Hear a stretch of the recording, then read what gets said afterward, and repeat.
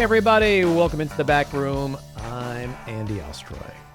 If the first one goes okay, we'll have a quick second one. I would like to do it almost immediately. And we'll have a quick second meeting between President Putin and President Zelensky and myself if they'd like to have me there. And that would be a meeting where maybe it could be absolutely work. But the first meeting will not work that out. Certain great things can be gained in the first. It's going to be a very important meeting. But it's setting the table for the second meeting. I think the second meeting, if the second meeting takes place, now there may be no second meeting because if I feel that it's not appropriate to have it because I didn't get the answers that we have to have, then we're not going to have a second meeting. Russia face any consequences if Vladimir Putin does not agree to stop the war after your meeting on Friday? Yes, they will. Yeah. What would those consequences There will be be? consequences. Sanctions, tariffs? There will be, I don't have to say, there will be very severe consequences. We'll talk about that craziness in just a second. We have a great show for you today. We have New Jersey Congresswoman and candidate for governor, Mikie Sherrill, with us. We'll chat with Mikie in just a little while, but first, thanks for tuning in. We appreciate you listening, and we'd love to hear your comments. So email us at backroomandy@gmail.com and or post on our social media, and we'll read some feedback next time. And if you like the podcast, please rate and review and follow or subscribe, and you'll be notified every time we post a new episode. So he makes these threats, like he talks so tough, but he's such a taco boy. People have to remember that he did make a threat to Putin, that if there's no ceasefire by a certain date, there's going to be strong sanctions. And that date came and went with nothing. Nothing. So I don't know what he's talking about. And then I also love when he's like, we'll have a quick second meeting. Yeah, I mean, we just need a quick meeting, right? I mean, it's only like a 3-year-old war we're trying to end, right? Who needs more than what? Wow. What do we need? 15 minutes? 20 minutes? Easy peasy. I'll be there if they want me there.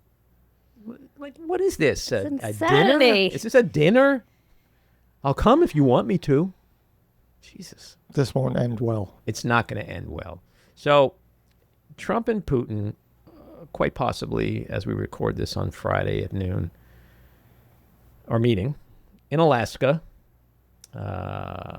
Trump has already on some level given Putin a victory just by having him come to America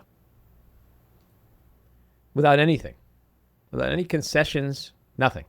Putin, who is also a war criminal, who would be arrested if he went to many other countries in this world. The big issue on the table is land swaps. That's the talk. You give us this, we'll give you that, and there's a ceasefire, and everything's great, and the war's over. Trump himself, when asked if that's going to happen, if there will be land swaps, he's like, I don't know, that's really up to Ukraine. He says, quote, I'm not here to negotiate for Ukraine. And then this part I love. And this is a quote. Vladimir Putin wanted to take all of Ukraine. If I wasn't president, he would right now be taking all of Ukraine. Actually, I think Zelensky and the Ukrainian army has a lot to do with the fact that he hasn't taken Ukraine. I mean, that's just me. Call me crazy. This is a guy who literally said, I will end the fucking war on day one. And then 7.5 months later, he still thinks he can make ridiculous claims like this. Mm-hmm. And if we had a media that wasn't castrated, they'd go, sir, you said you would end this war on day one. What makes you think that the only reason that Putin and Russia aren't taking over all of Ukraine is you? What did you do? Tell us what you did specifically. What tangible things have you done to Russia that has made Putin decide, ooh, I better not take over all of Ukraine? But as we all know, we have a totally neutered media. It's been 207 days, I believe, since he became president and was going to end it in 24 hours. So that's 207 times 24. And now the media is even worse than you're describing because they're saying things like, oh, he's fed up with Russia now and he's upset at them. And like all of this is nonsense. He is going to lick Putin and he's going to come out and he's going to say that was strong. You held back, Matty. You wanted to say balls or ass. I know you wanted to go there. What was it? What's he going to lick, Matty? Go for it. I'll go with balls. All right. All right. We But don't hold back in the back. If you were to bet, if you're a betting person, what are the chances he's not going to come out and say how great Putin is and how much he believes him and how much he wants to end the war? I'm terrified. I'm terrified at Helsinki 2.0. That presser that's it's a going to happen foregone today. conclusion, I almost guarantee it. Oh my God, it's gonna be full of all the, he's a great guy, you know, we get along, I like him, he likes me, like all the things that don't fucking matter. Hopefully what he's not going to do is throw Ukraine under the bus. Well, it depends. If Putin brings him a gold thing, a bauble like Tim Cook did. God, that was, you know, we do have to talk about that for just a second because that was vomitous. Oh my God. Vomitous, but maybe it's brilliant because But like effective, no? these people are like, look, if this is how to play the U.S. president to get what I want from my shareholders, my employees, my customers, my company, then so be it. Like, I'm kind of torn. Oh, I mean, they're only looking out for their shareholders, obviously, because I mean, whatever that little gold bauble costs, even if it was $100,000, is compared to 100% tariff on all iPhones. But what is the point of this whole process with Putin? Is there anybody with even a tenth of a brain out there who you watch the media and they're like, so do you think Putin really wants to end the war? Really? Is that a serious question? Do we not know what Putin's aim is? He does want to end the war after he takes over Ukraine.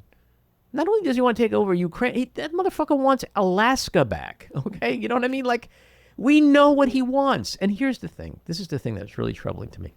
Vladimir Putin is a highly skilled, highly trained, highly manipulative intelligence officer. When he sits down in a room with an opponent, he knows every detail about that opponent, his strengths, his weaknesses, right? And he knows what he wants because he has a long game. He's going to sit in a meeting today with an ignorant, erratic, impulsive, insecure sociopath who just craves attention and adulation. It's worse than embarrassing. It's going to be looked back upon decades from now as a debacle because there is no way anything good comes out of this. We've just elevated Putin. This is kind of like an open house for Putin to come visit Alaska because he's probably going to claim it afterward. Yeah. Putin's going to invite him to Moscow, actually, and he's going to show him the spot where the new Trump hotel is going to go because that's where Steve Witkoff is already negotiating, apparently. Mm-hmm. But also he's going to show him the PP tape while he's there. Donald, we make PP tape. You give me Ukraine. You want whole world to see PP tape? I don't think so. I want many land swap. All right, so what's interesting that just came out today, polls. Do you know that when Republicans were asked back in January, are we supporting Ukraine with too much money? And are we giving Ukraine too many weapons? Republicans were like 47% yes. That poll now is a 180 flip. Like almost 55, 60% of Republicans fully support Ukraine and have a very distasteful view of Putin. That's important, really important. Oh, wait, something's just coming over. Hold on, breaking news. Trump trades Alaska and Lisa Murkowski for a ceasefire and some free oil to be named later. Wow, not bad. I think you forgot the hotels being thrown in. The other big thing of the day, which is Trump's takeover of the D.C. police. The latest news is that yesterday, Attorney General Pam Bondi installs an emergency police commissioner, Terry Cole, who's the current head of the DEA. And this has caused a shitstorm because Trump basically has the right to take over the police force and send in the National Guard for like 30 days. But what he doesn't have a right, where there is no statute, is for the government to go in and affect staffing decisions. Not only has Mayor Muriel Bowser rebuked that, but D.C. Attorney General Brian Schwab, he reviewed Bondi's order. He declared it illegal. In a letter to D.C. Police Chief Pamela Smith, he wrote, quote, "It is my opinion that the Bondi order is unlawful and that you are not legally obligated to follow it." And just this morning, Schwab filed a lawsuit to that effect. But he is testing the boundaries here. The whole thing is just a scam because First of all, crime is down 26% in D.C. It's at the lowest levels in about 30 years, right? So one kid who worked for Doge named Big Balls gets attacked, and now it's a national emergency with the National Guard? Seriously? Well, D.C. is very different from Los Angeles or New York or anywhere else, actually, because obviously it's not a state, it's its own thing, and Congress technically runs it. So he has a lot more legal leeway in D.C. than he does in almost any other place. But, you know, the law doesn't really seem to contain him anyway, so it doesn't really matter. And he's, of course, exceeding anything. And everything I've heard is how ridiculous this looks. You have these FBI agents who have absolutely no training in anything to do with what they're doing. Same with the National Guard. And the National Guard and DEA agent. There's like a hodgepodge of acronym federal agencies with law enforcement there. And it's not going to accomplish anything. But I think what it does do is make it so that we're not talking about the bigger topic, which is Jeffrey Epstein. Absolutely. Epstein is what we should be talking about ad infinitum, and not forgetting that this is all just another way of changing the topic. It's true. And I have mixed feelings on this whole thing, because you're right. There's a lot of things from the D.C. takeover to the Rosie O'Donnell thing 3 weeks ago that have taken Epstein off the 24-hour news cycle. But I'm not sure that matters, because, first of all, his Trumpers, they don't watch MSNBC and CNN, right?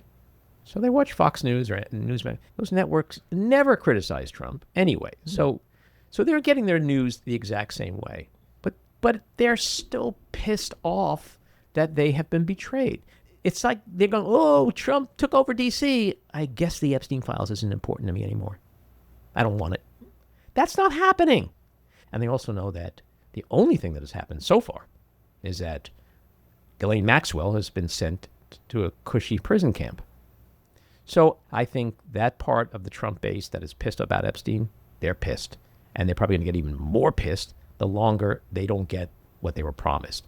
And I don't think any of these distractions impact that, but they definitely impact the news coverage. I just don't think it matters.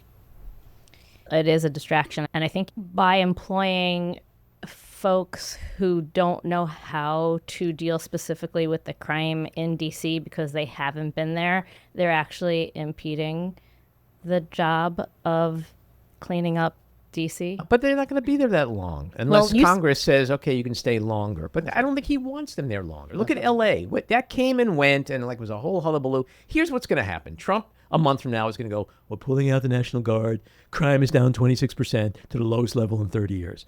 That's what he's going to do. He's literally going to take credit for the statistics that exist. And the people who follow him, they'll be like, great, that was perfect. That's exactly why we were there. Oh, he'll say worse than that. He'll say it was going to be burned to the ground if he didn't put the National Guard there. Yeah. So he's going to say whatever he wants, but we know Trump is all about TV. He's all about visual. So he loves seeing the troops there. It makes him feel like, pick your strongman, Kim Jong-un, or Orban, or Erdogan, or whoever. He likes watching TV and going, yeah, that's my DC. I sent the troops there because I'm the commander-in-chief. Like, it's all such psychologically sociopathic bullshit. But what does it actually do? It's going to do nothing. Because this isn't bringing down crime. They're not even armed. They have no law enforcement training. I mean, it is just all for show. It's performance art by a former reality show host and producer. He knows how to put on a show on TV for his audience.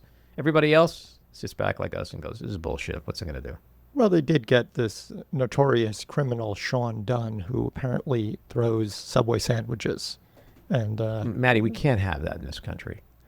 Because it's obviously we can talk about Obviously. AK-47s all you want, but if you get hit by a turkey club sandwich, forget it. Okay? That hurts. That shit hurts.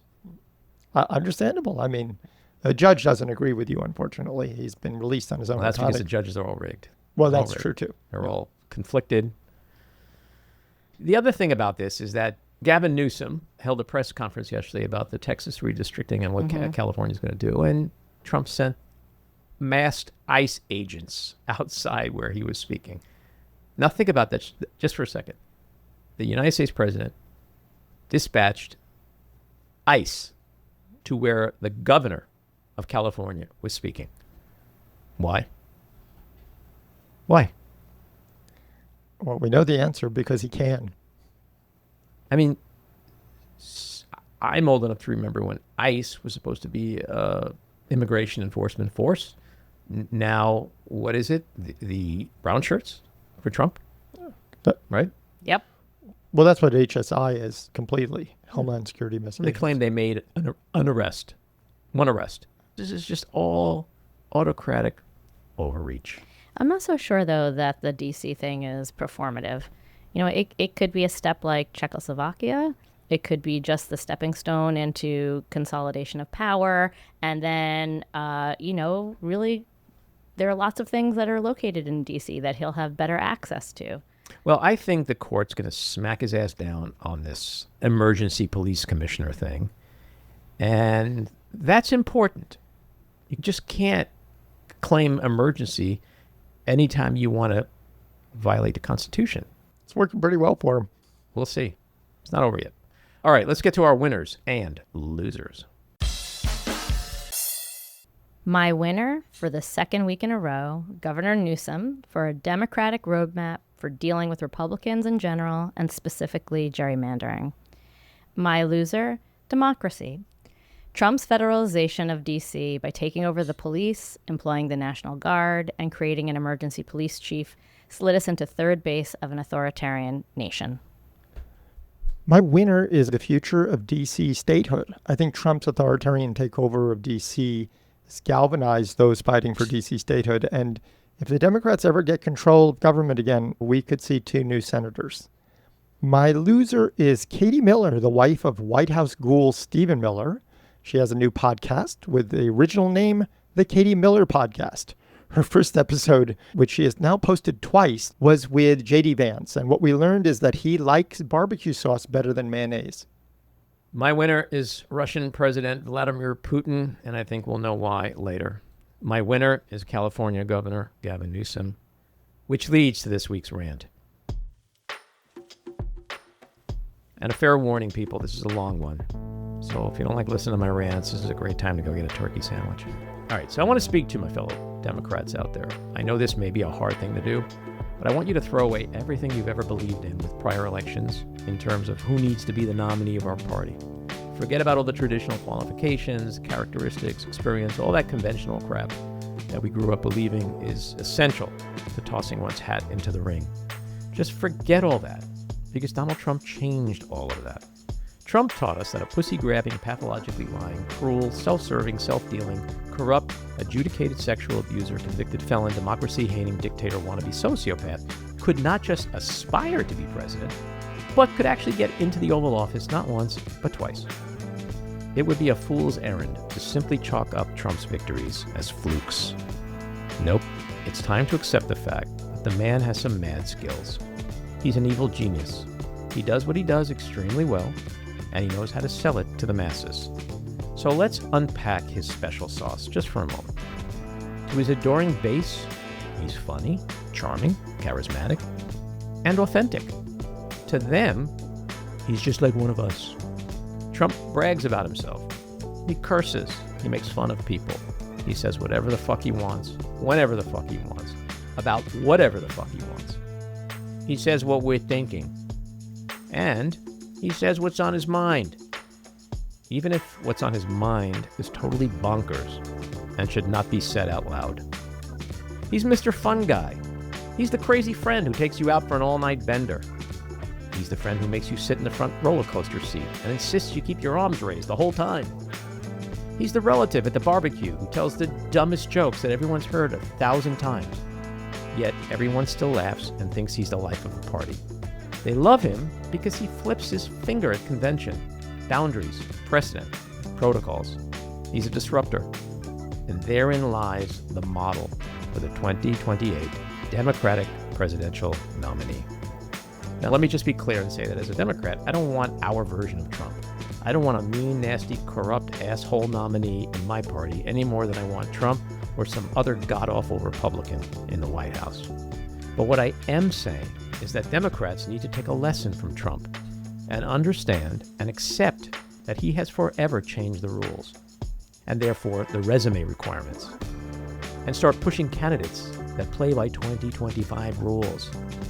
Democrats can no longer put up candidates who are stiff, over-consulted, and sound like they're running against Ronald Reagan.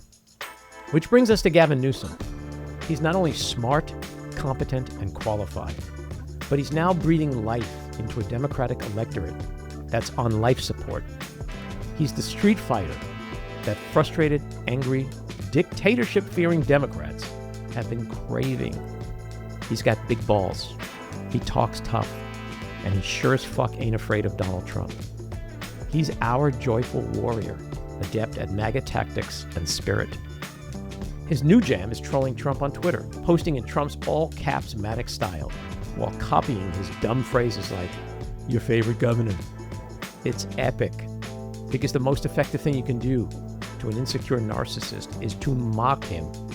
And just yesterday, Newsom held a press conference where he not only announced California's aggressive legislative plan to counter the Texas redistricting scam, but he also took a sledgehammer to Trump himself. They want to rig these elections, and they want the power that gerrymandering provides, because they know what Donald Trump knows. He's going to lose the midterms. He knows de facto his presidency ends in 17 months. But Speaker Jeffries is back in hands. He knows it. Why else? Why else would you try to rig the system? Why else would you make the phone call? He's a failed president. Who else sends ICE, same time, having a conversation like this? Someone who's weak. Someone who's broken. Someone whose weakness is masquerading as strength. Watching him stand there at the podium with a crowd behind him like a Trump rally, it was not hard to see him as quite presidential. That he's a relatively young, tall, attractive, sarcastically funny white dude with a tough, grovelly voice and great hair won't hurt him either. And this might sound a bit extreme, but I truly hope that he starts throwing around some F-bombs soon, like Beto O'Rourke, because that's where we're living right now, because it's part of that authenticity thing that voters like. So given that there's 3 years to go before the election, one can only imagine how he's going to continue to hone his skills and further capture the mantle that no one else in the party seems even remotely capable of doing, because they are clueless as to how to fight Trump and Trumpism on the new playing field. Lastly, I firmly believe it's critical for someone like Newsom to get out in front this early, because these are unusual times, and we don't have a lot of time. Because if Trump's autocratic march isn't stopped, we may not have an election in 28. Someone needs to rise above the pack now and be the strong, forceful party leader, the voice of the party, the voice of Democrats, the voice of all people, the voice of law and order and democracy, the voice of sanity, the voice of someone who could truly make America great again. All right, let's get to Congresswoman Mikie Sherrill. She has represented New Jersey's 11th Congressional District since 2019 and serves on the House Armed Services Committee. After graduating from the U.S. Naval Academy in 1994, she spent almost 10 years on active duty in the Navy as a Sea King helicopter pilot, leading missions throughout Europe and the Middle East, and as a Russian policy officer, aiding in the implementation of our nuclear treaty obligations. She's also a former federal prosecutor in the U.S. Attorney's Office in New Jersey and is now running for governor. Congresswoman, welcome into the back room. Well, thanks so much for having me. I really appreciate it. So you've served New Jersey's 11th Congressional District since 2019. Why have you decided to run for governor? Why would you ever want to leave that bastion of congeniality, productivity, and bipartisanship known as the United States House of Representatives? Exactly. Who can imagine why? Well, I'm really proud of my service there. And, I entered service in Congress after my years in the Navy and at the U.S. Attorney's Office, because I really felt like I could bring together a broad coalition of people, get stuff done for New Jersey, and in doing so, fix Congress, make it work again. And I'd say I accomplished 50% of my goal. I'm proud of the work I did to deliver for New Jersey, but I do think Congress is more broken than ever. And it really feels to me as if it's the states and governors that are going to have the power to stand up to what's going on in Washington with the president all the economic attacks on our states right now. But there's more, right? I'm really excited to get to work in Trenton because as much as I want to fight back against what's coming from Washington, I really want to fight for people in Trenton because there it sort of boils down to what we as shorthand sort of say, kids, costs, and accountability. Because Trenton is not really working for a lot of families either in being too slow to deliver. It costs too much money to live here. And I think in too many cases, the people of New Jersey feel as if their elected leaders aren't accountable in the way they want to see them be. And so what are your signature issues? What do you think New Jerseyans want and need that they're not getting now?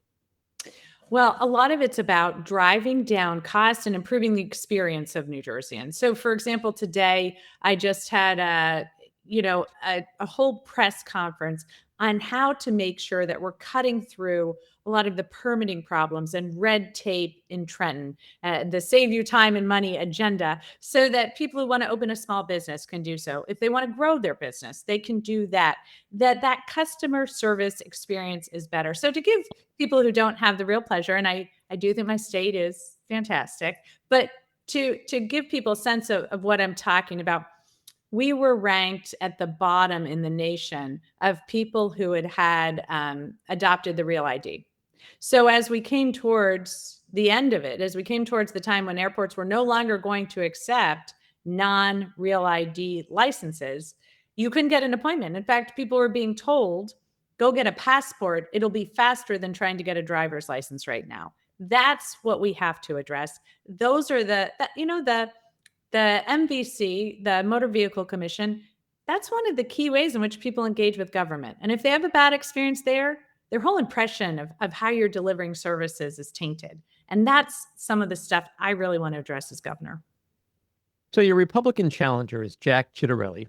To me, the high point of his decade-long quest to be governor is his fun ad about how to pronounce his name. But what do you see as the key differences between the two of you?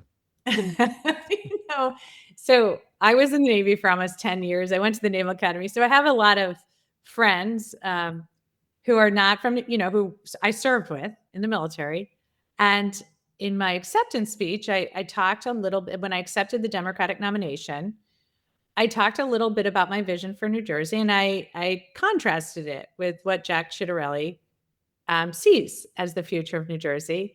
And one of my friends said, "Oh my God, I can't believe you made up that name for him." And I said, "What do you mean?" And he said, "I can't believe you just kept calling him like that Ciattarelli guy." And I'm like, "That's his name." I'm like, "I just said his name." Was he pronounced it Ciattarelli or Ciattarelli, but he heard Ciattarelli. Okay. You could take some license there. But I was just cracking up. I'm like, "No, I didn't make that up. That's his name." So anyway, That's awesome. That said, yeah, I think the vision's very different. Look, I want to serve New Jersey. He wants to do whatever Donald Trump tells him to do. Right. And the frustrating part about that is New Jersey is a very complicated state. It would be the 22nd largest economy in the world if it was a nation. We have major businesses. We have a lot of Main Street small businesses. We have pharmaceutical companies. We have defense-based manufacturing. We have medical device companies and everything in between, right? Like there is a lot going on in New Jersey. It's the most densely populated state in the nation. So people won't be surprised that there's a vibe here and a lot of action and energy. And so no matter who the president is, I don't care if it's a Democrat or a Republican, no governor of New Jersey should abdicate power like that. That's just unthinkable to most of us here. And the fact that he was asked, what do you disagree with Donald Trump on? And his response was, "I can't think of anything." I always tell people like, oh my gosh, I could help him here. I have a list of things that I disagree with the president on. And he's even said that his job is to help the president. That is not his job. That is not the job that he wants to have, which is governor of New Jersey. The job of the governor is to deliver for the people of New Jersey. I tell people, look, yeah, I'm a Democrat, but I'm a New Jerseyan first. That is the focus. And so I think that's probably the sharpest contrast. Well, it should be noted that this faithful, servile puppy dog, for the New Jersey listeners out there, that Ciattarelli once called Trump a charlatan who was, quote, not fit for the Oval Office. Now, of course, he's all in for Trump. Yeah, he has a history of just kind of serving, whatever needs he has at the time. We have a saying in the Navy, shipmate self, meaning you never serve alone. You got to look after your shipmate. You kind of come last. I always wonder what Jack Ciattarelli's motto is. Is it self, Trump, self? Or I'm not sure, because you see it again and again in his career. I think he was very against cigarettes until he got a lot of money from cigarette companies. And then he was very supportive of cigarettes. He doesn't stand up to Trump in any way. He said, that he can't think of how he disagrees. He said that if he was governor, he would encourage every member of the New Jersey delegation to vote for the one big, beautiful bill, which is really horrific for New Jersey. And I would say every state, but certainly New Jersey. Again and again and again, he is focused on sort of what I think he sees in his self-interest, but I also think he lacks courage. I think he's just not an independent person who really could lead our state. We deserve better. Yeah, not independent and not authentic. I mean, I think your state's voters, like most voters, want to see authenticity in his flip-flopping positions. Like most people who are Republican and in service to Trump, they live in fear, so they have to hold his water in order to win a primary or to get elected. And then once elected, or once winning the primary, they're terrified that if they get into office and they don't kowtow, then he will primary them. So that's who he is to me and to a lot of other people. It's just someone who is not loyal to the U.S. Constitution, loyal to the state constitution, loyal to the people who elect him. Like all of them, he's loyal to the king. Yeah, I think it's hard to see any other way of explaining, because we see that so much in, I guess, every member I can think of the Republican Party. I mean, again and again, it's kind of collapsed. All the people that were willing to stand up against Trump are gone at this point. So you hear again and again and again, oh, I'll never vote for this. This is horrible. I'll never vote against Medicaid.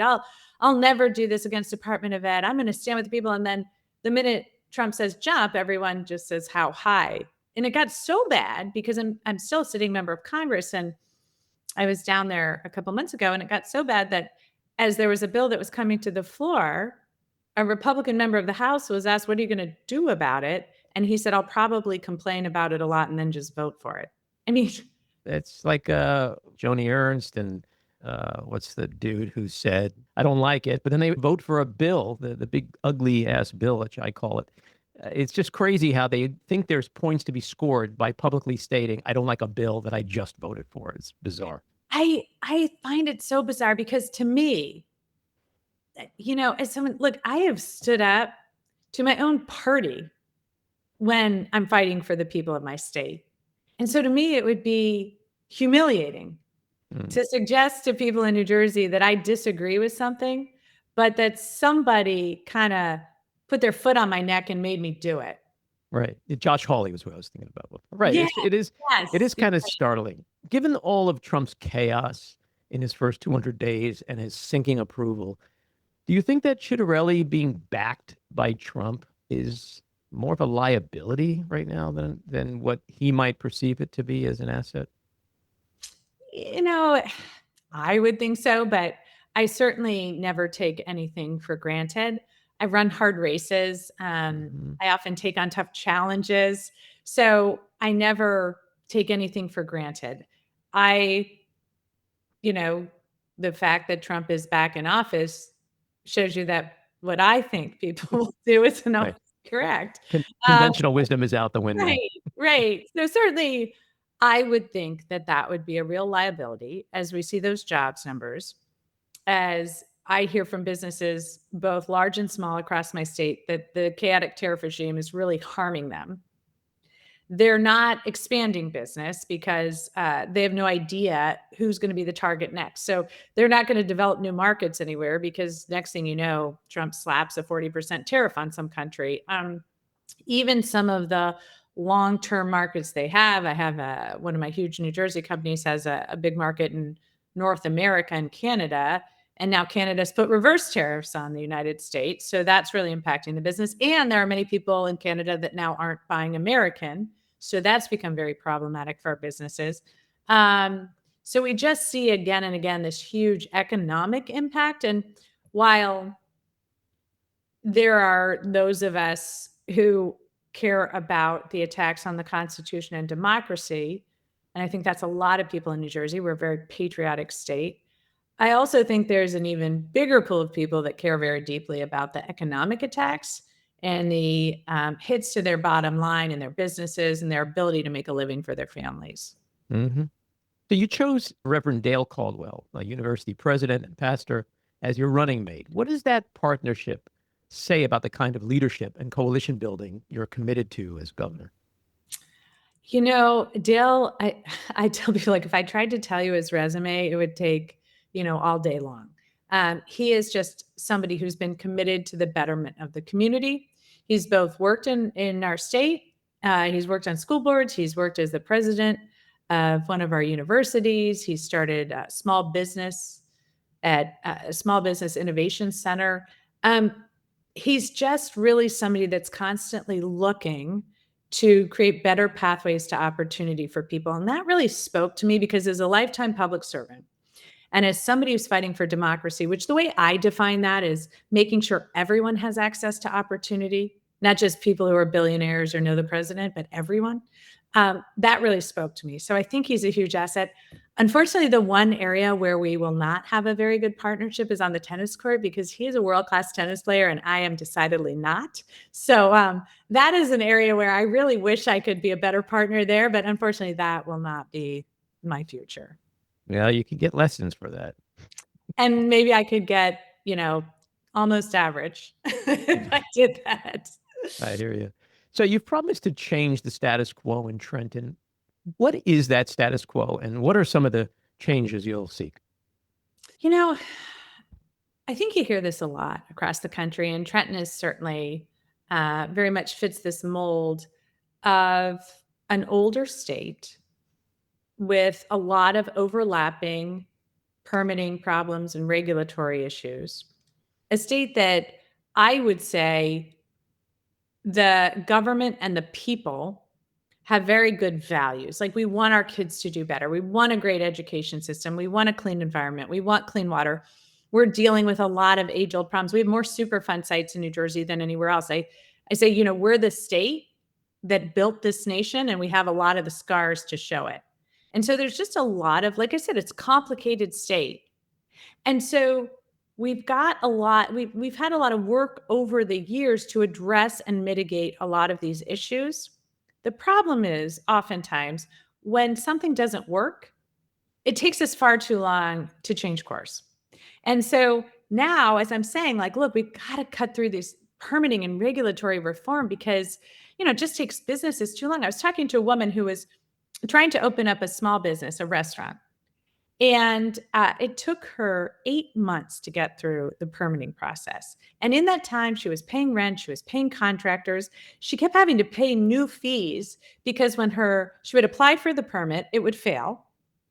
And so she'd have to go back, but there were no resources. She didn't know why it was failing. She didn't know what was wrong with it. So she'd try again, and then that would fail. She'd pay hundreds more, and then that would fail. So it took her 8 months just to open her restaurant. A lot of people can't pay for that kind of process. And yet, when I say, look, we really need to reform this, we need to address this better, because that's all, I talked about Real ID and the problems at the MVC, but also when people come back at me and say, well, what about the environment? Are you saying you're cutting environmental regulations? No, that's not what this is about, because in fact, these same permitting and regulatory problems have led to us not getting solar farms open quickly enough. And now we're not going to be able to take advantage of some of the federal assistance that we put in place in the last Congress. So, so it's actually harming some of our ability to even create a better environment here in New Jersey. So it's just gotten to the point where it's not workable and it's costing families money. The state's become too expensive. And too many people are kind of looking to the future and wondering if they're really going to be able to make it here. Mm-hmm. Independent voters remain a decisive bloc in this race. How are you cultivating trust and support among these folks while maintaining core Democratic backing? That's what I've always done. In fact, in my congressional district, when I first ran, I had to do that because it was a Trump district. So it wasn't simply going to be enough to cultivate the Democratic base. I had to build out from there. And so I've, held my congressional district with the base, the Democratic base, majority of the swing, and then about a quarter of registered Republicans. And so building those broad coalitions. And I do that by listening. I know that sounds a little cliche or a little easy, but when I say listening, I'm listening to thousands and thousands of people across the state. When I'm running hard elections, I'm listening, sometimes I'm talking to thousands of people a day. And so really, as I'm building that out, I hear from people about what it is that is keeping them up at night. What is that issue that's just going over and over in their mind? And largely, if you can get past the partisan politics, it's often very similar things, no matter how blue or how red the town is. Sure. And it usually has to do with how you're supporting your family. So whether it's the cost of a house, rental cost, if your kid can buy a house, utility cost, healthcare costs, all these things have been going up every year. Infrastructure problems. So is the train running on time? Can you get home to see your family at night? All of these things often are very similar across the state. And so in listening to people, I then chart out the path forward. The very interesting thing to me, and remember, I'm really the only person I think running in competitive races right now statewide in the Democratic primary. There's only 2 statewide elections. Abigail had secured her primary in Virginia, so I ran in a 6-way primary. So these tough competitive elections, you really have to have a keen ear. And what's really been fascinating to me is that this is the least partisan election I've run in. So my first race was in that midterm after Trump won. That was very partisan. It got probably worse from there until 24, very partisan. And yet I have been all over my state. I was at a SummerSlam wrestling event. I'm not seeing MAGA hats. I'm not seeing Trump signs. I'm not seeing the kind of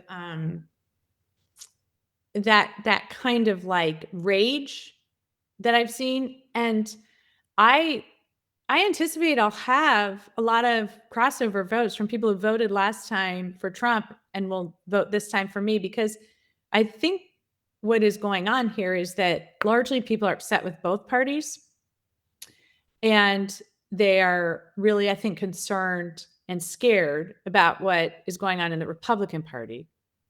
And yet they need the Democratic Party to offer a solution economically and a way to fight back. So they're sort of at a point, I think, where they're listening very carefully and want somebody who's going to address those key needs. And that's the campaign I'm building.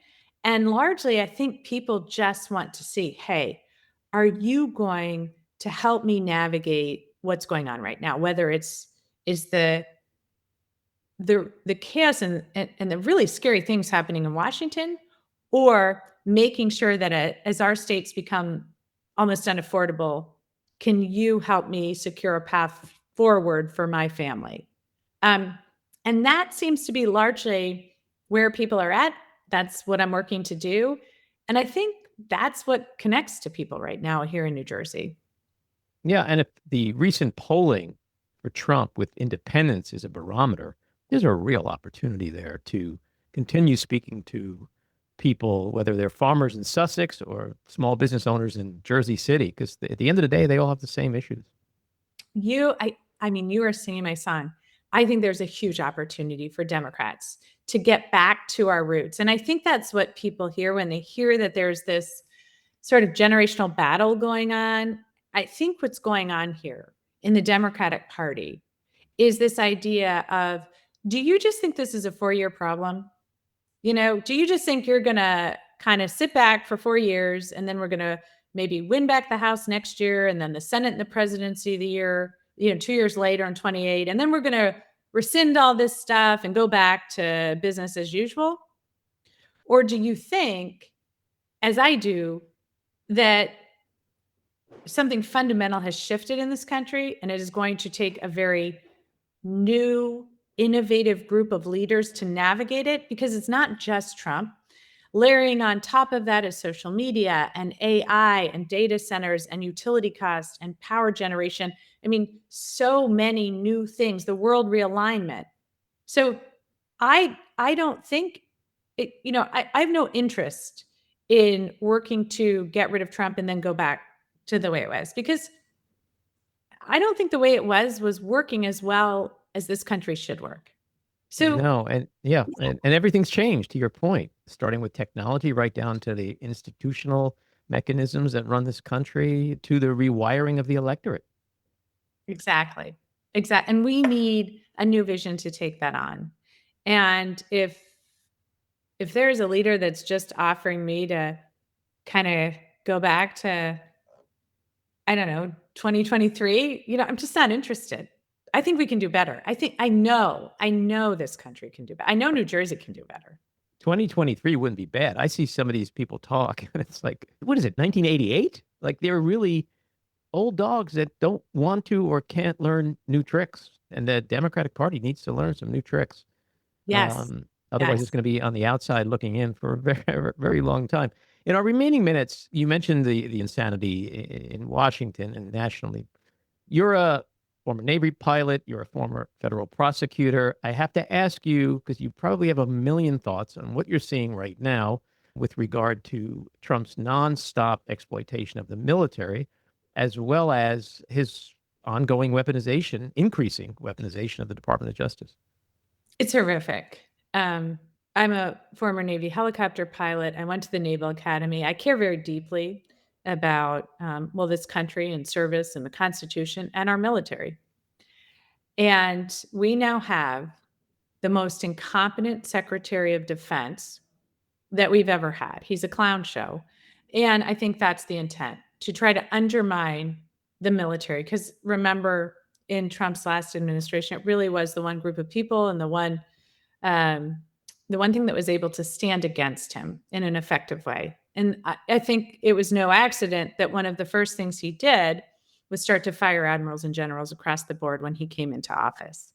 And he fired C.Q. Brown, the Black chairman of the Joint Chiefs, and he fired Lisa Franchetti, the woman chief of naval operations, immediately. And I think he fired C.Q. Brown because he was Black and Lisa Franchetti because she was a woman. He's just moved the Naval Academy superintendent out of her position after only half her term. And he didn't do that at West Point or at the Air Force Academy. He's promulgated stuff on, saying like women shouldn't vote, lifted those posts up. And now we have the president utilizing the National Guard as a police force. Now, I, as I mentioned, have worked in the military. I sit on the House Armed Services Committee. I've also been a federal prosecutor and worked closely with law enforcement. And I can tell you, without a shadow of a doubt, that those are two incredibly different missions. So serving as a military member and the training you get to do that is very different than what you do as a law enforcement person. And so having our troops on the street like this is very dangerous. Not to mention having checkpoints when you're being pulled over. I've served all over the world. That is not what I expect or how I expect to be treated in this country. Pretextual searches and seizures, that's unconstitutional. And that's what's going on right now in Washington, D.C. And that's why it's going to be incumbent upon governors to really stand up to this. And you see that across the nation. I know Wes Moore spoke out about this. He's also former military. This is incredibly dangerous, what we're seeing right now. And just within the last couple of hours, I'm not sure if you've had the time to delve into it much, but Governor Newsom out in California gave a press conference / address on the Texas redistricting, and he was on fire. But what was interesting is there were masked ICE agents deployed outside where he was speaking. For what? So we've gone from having ICE be a immigration enforcement force to, what is it, Trump's political police force now? Why was ICE outside a governor's press conference, right? And why has he upped the funding for ICE so much? And I think, and why has he been training the ICE police force to ignore the Constitution and only pay attention to him? I'll tell you, from his first time in office, he has been looking for a personal military. And I think he's creating one through ICE. And I think, again, it's incredibly dangerous. Yeah. Well, what about the weaponization of the Department of Justice from your perspective as a former federal prosecutor? He's, again, trying to co-opt all of the tools of power in this country. And so, for example, with the Department of Justice, I served at the U.S. Attorney's Office in Newark, New Jersey. The person in charge of my old office is Alina Habba, who said very clearly that she was going to create a very partisan U.S. Attorney's Office. She's now in that position illegally, and there are lawsuits going on over that right now, but she should not be in that position because she's not been appointed by the Senate. She didn't go through advice and consent. And she is now investigating the governor, the attorney general, a sitting member of Congress here in New Jersey. So that is obviously incredibly dangerous as well. And that is why it's so necessary, again, to have strong Democratic governors, because I think they're the only people to truly stand in the breach right now. Congresswoman, thanks so much for coming on. If people want to learn more about the campaign and support you, where can they go? They can go to www.mikiesherrill.com, and please do. We can use your support, and thank you so much. I really appreciate it. Good luck with everything. I'm rooting for you, and I hope you'll come back and talk with us again soon. I would love to, and thanks so much. All righty, take care. Take care. This episode of The Back Room was edited and produced by me, Andy Ostroy. It was co-edited and co-produced by Matty Rosenberg and co-produced by Jen Hammoud. Our theme song was composed by Andrew Hollander, and our logo was designed by Cricket Langell. And special thanks to Patricia Wind. Please take a moment to rate and review the podcast, and also follow or subscribe. Until next time, keep your eyes on Washington, Hollywood, and your own backyards, and have a great week.